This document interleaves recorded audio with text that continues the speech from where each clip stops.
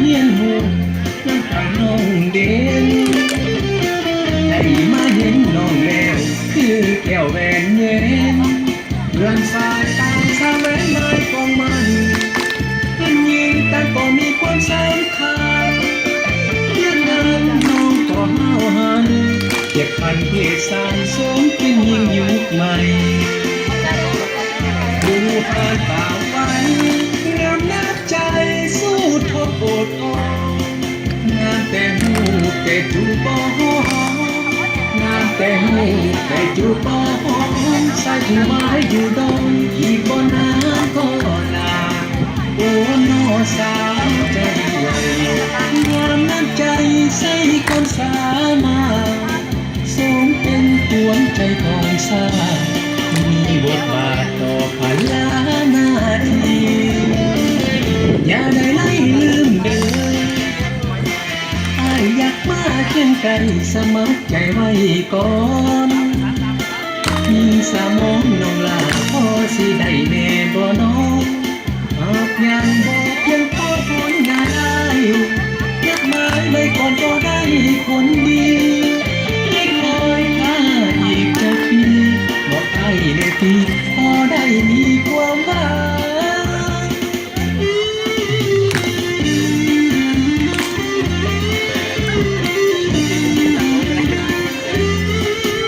ไม่เกี่ยวกับพี่เลยนะ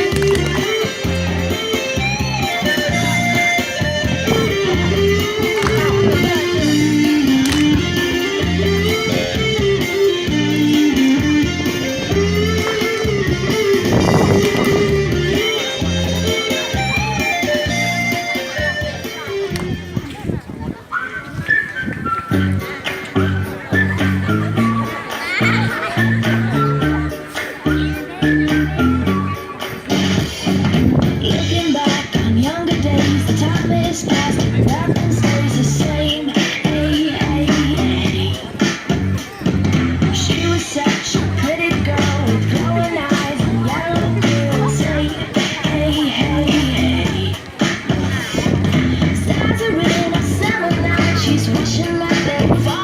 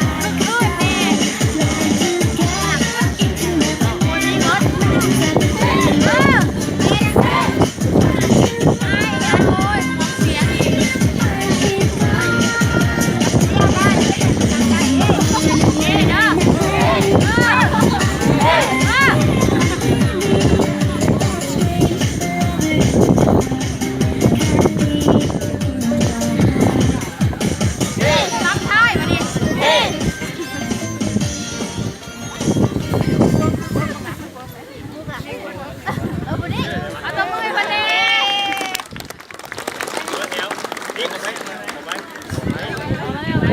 สันที่ ชัน